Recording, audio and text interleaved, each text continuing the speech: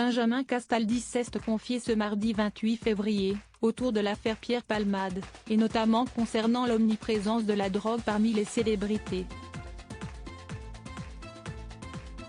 Plus de 2 semaines après les faits, les rebondissements ne finissent plus dans l'affaire de l'accident de la route qui a fait 3 blessés le 10 février dernier et dans lequel Pierre Palmade était le conducteur. Les dernières avancées de l'affaire étaient sur le plan juridique pour l'humoriste de 54 ans, positif à la cocaïne au moment de l'accident.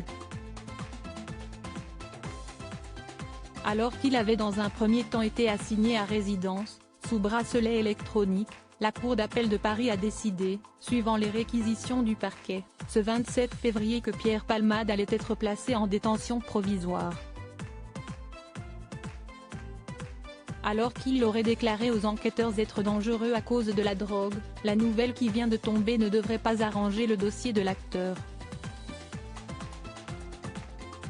J'ai fait des soirées avec Palmade et j'ai vu un certain nombre de gens.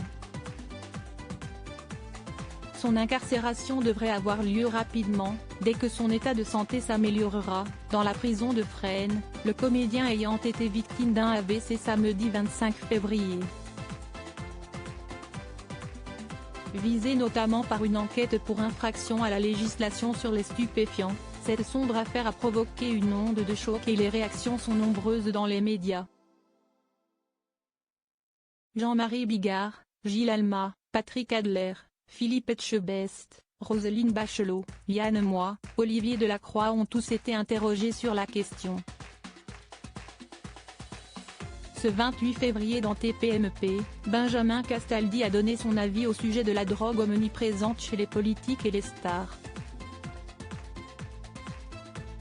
Il y a quand même un beau bal des faux CLS concernant l'utilisation de la drogue dans notre métier, le show business commence-t-il.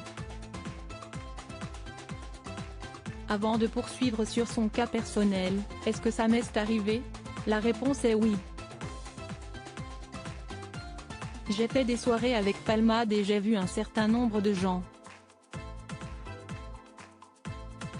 Quand j'avais 17, 18 ans, j'ai vu des gens extrêmement connus consommer des stupéfiants. CST, un piège dans lequel on peut tomber très facilement, le chroniqueur ajoute. Il y a des tas de boîtes, vous allez dans les toilettes, CST un défilé, CST un secret de polichinelle. Moi j'ai eu la chance de pas tomber dedans. Il y a eu une période de ma vie si j'avais pas été entourée d'une femme, d'enfants d'amour, on peut faire des conneries, moi j'ai eu cette chance-là. CST un piège dans lequel on peut tomber très facilement dedans et CST une connerie, rappelle-t-il. La toute première fois c'était à Los Angeles, y a un mec qui vous dit tiens essaye ça et comme un CN j'essaye, j'ai passé une tête, ça m'a pas plu, plus que ça, mais j'ai eu de la chance. Il y a plein de gens qui ont essayé.